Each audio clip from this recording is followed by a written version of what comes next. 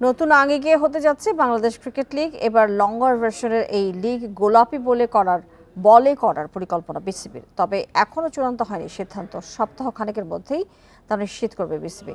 গোলাপি বলে দিবারাত্রির ম্যাচ করার উদ্যোগ ইতিবাচক বলেছেন কোচ সোহেল ইসলাম। গোলাপি বলে দিবারাত্রির টেস্ট একবারই খেলেছে বাংলাদেশ। 2019-এ ইডেন গার্ডেন্সে হওয়া সেই টেস্টে ভারতের কাছে হেরেছিল ইনিংস ব্যবধানে। বাংলাদেশ ক্রিকেটের অবস্থা সামগ্রিকভাবে ভালো নয়। উন্নয়নে কাজ করছে ফারুক আহমেদের বোর্ড। অন্য যে কোনো সময়ের চেয়ে টেস্ট পাচ্ছে বিশেষ গুরুত্ব। এবার লঙ্গার ভার্সন বিসিএল দিবারাত্রি ও গোলাপি বলে করার কথা ভাবছে। যেহেতু মে মাসে আপনার গরম অনেক বেশি পড়ে, তো আমরা এটা জাস্ট প্ল্যান করছি, বাট এখনও ফাইনাল না। যে আমরা চিন্তা ভাবনা করেছি যে হয়তো বা পিঙ্ক বল দিয়ে আমরা করতে পারি, ডে নাইট করতে পারি, ভালো একটা টেস্ট ভেন্যুতে করতে পারি। তো সো জাস্ট এটা আমরা আলাপ করেছি। ন্যাশনাল প্লেয়াররা যদি থাকে খেলবে, আর না থাকলে যারা পরের ধাপে যায় প্লেয়ার আছে তারাই খেলবে।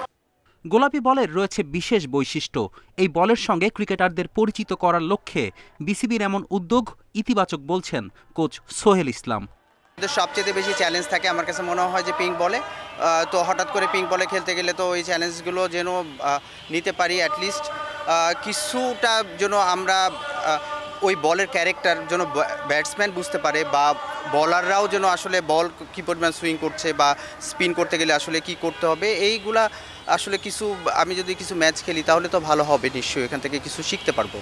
গোলাপি বলে বিসিএল আয়োজনের ব্যাপারে সপ্তাহ খানেকের মধ্যে সিদ্ধান্ত জানাবে বিসিবি। ফেরদৌস ইসলাম, ইন্ডিপেন্ডেন্ট নিউজ।